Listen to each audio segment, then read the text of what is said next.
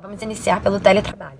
Bom, gente, o teletrabalho, ou trabalho remoto, ou qualquer outro meio de trabalho à distância, ele pode ser estabelecido por decisão exclusiva do empregador, tá bom? Ou seja, o empregador pode definir a qualquer momento quando você irá iniciar o seu teletrabalho e quando irá retornar ao trabalho presencial. Basta que ele notifique com 48 horas de antecedência por meio escrito ou eletrônico, e aí você terá de retornar ao seu trabalho presencial.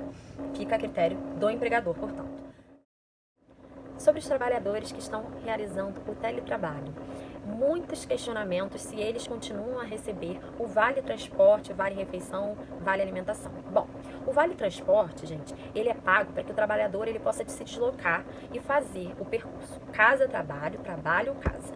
Então, não havendo mais essa necessidade, eu entendo que não há necessidade do pagamento desse vale transporte. Ele fica suprimido durante esse período em que o trabalhador está realizando um teletrabalho ou home office. Já com relação ao vale alimentação e o vale refeição, normalmente esse tipo de verba, ela é negociada diretamente com o empregador, ou através de acordo ou convenção coletiva de trabalho, que regem aquela categoria. Se o acordo ou a convenção não dispõe nada em contrário, a empresa deve sim continuar pagando o vale alimentação ou o vale refeição, não pode suprimir.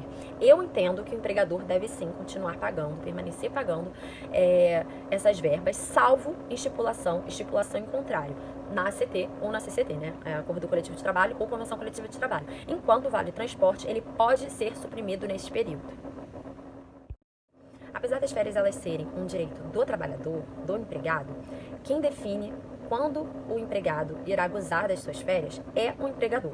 E isso varia de acordo com as necessidades ou os interesses da empresa.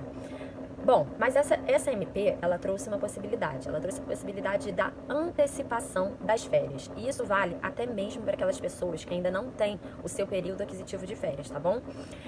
Tanto as férias individuais quanto as férias coletivas. Desde que a empresa ela faça um comunicado escrito ou por e-mail, enfim, num prazo de até 48 horas, tá bom, gente? Então, se você tem apenas 5 meses de casa, o empregador poderá, assim mesmo, conceder as férias? Sim, ele poderá.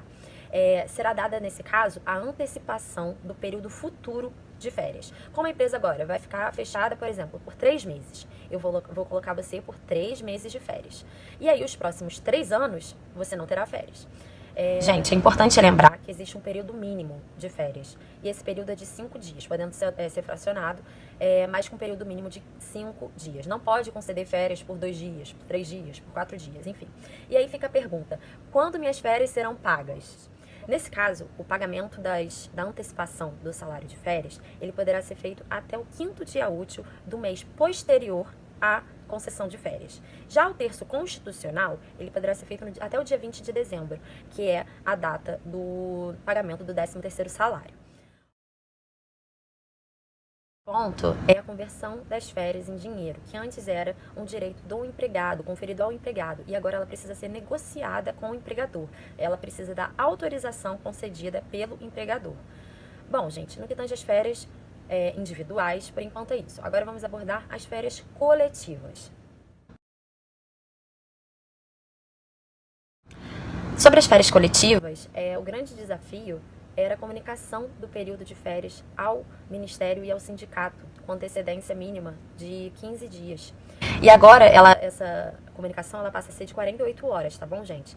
As férias coletivas, elas não têm um limite estabelecido, nem mínimo, nem máximo de férias, tá? Banco de horas. O que a MP trouxe em relação ao banco de horas? Bom, você pode conceder o banco de horas ao empregado e você pode compensar esse banco de horas no período de até 12 meses após o término do estado de calamidade. Vamos supor que o estado de calamidade termine em 31 de dezembro de 2020. Então você ainda terá 18 meses após 31 de dezembro de 2020 para compensar essas horas, tá? Esse banco de horas.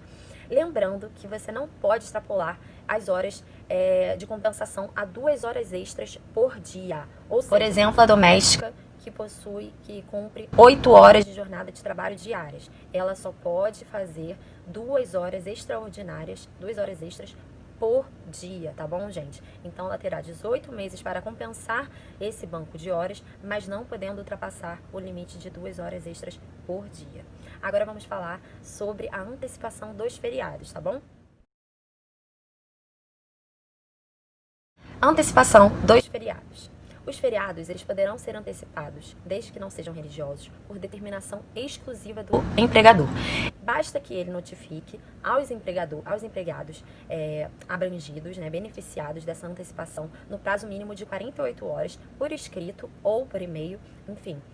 E os feriados religiosos, eles também podem ser abrangidos, eles também podem ser antecipados, porém, desde que haja um acordo individual com o empregado. Então, o feriado não religioso é por determinação exclusiva do empregador. E o feriado religioso, ele só pode ser antecipado desde que haja um acordo individual com o empregado, tá bom? A MP 927 e as domésticas. A MP 927, ela se amplia às domésticas naquilo que se adequa a elas. Porque assim, aqui no Brasil, nós temos a legislação das domésticas, que trata especificamente da relação de trabalho delas, das domésticas. Contudo, nós sabemos que essa MP, ela trouxe sim algumas alternativas que podem ser admitidas para o trabalho, no trabalho doméstico. Por exemplo, nós sabemos que nós não podemos colocar uma doméstica no teletrabalho. Por quê? São atividades completamente distintas. Mas, em contrapartida, nós podemos sim implementar o banco de horas, fazer antecipação das férias, enfim, existem alternativas que podem ser estendidas às domésticas. Então, ou seja, essa MP 927, ela se amplia sim às domésticas.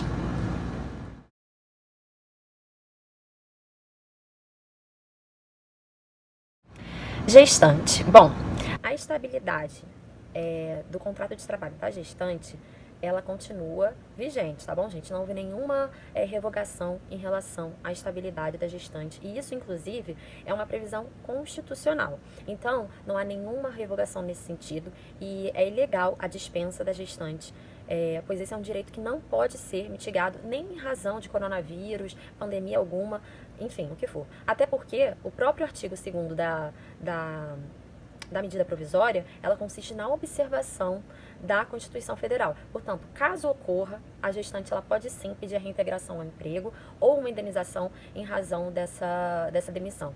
E até retroativa ao período em que ela deveria estar no gozo da estabilidade de gestante. Bom, quanto às enfermeiras, grávidas, gestantes que trabalham em hospital, gente, não veio nada na MP nesse sentido de que vocês poderiam ter um afastamento. Eu não sei se em alguma cidade, se existe algum decreto na sua cidade regulamentando esse direito nesse sentido, mas eu sugiro conversar com o seu superior e caso não funcione, aí sim você tente uma medida judicial e veja se consegue seu afastamento do seu trabalho. Mas até agora não veio nenhuma previsão relacionada ao afastamento de gestantes do trabalho, tá bom?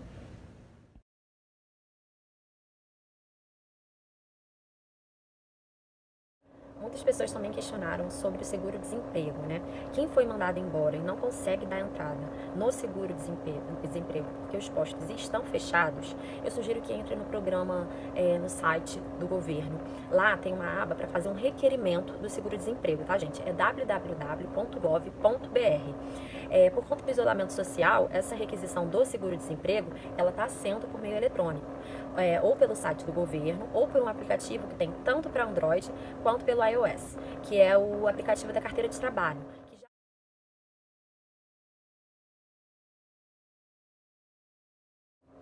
A MP, ela não trouxe nenhum dispositivo que garanta a estabilidade, que garanta um emprego para as pessoas que estão no grupo de risco. E na CLT também não há nenhuma disposição quanto a isso. A gente tem sim uma expectativa, né, de que saia algo em relação a isso, mas por enquanto não há nenhuma previsão quanto a essa estabilidade da pessoa que está no grupo de risco. Então ela pode ser dispensada sim. Se a pessoa que está em grupo de risco está trabalhando, deve-se observar que essa pessoa ela tem uma preferência, por exemplo, na aquisição de férias.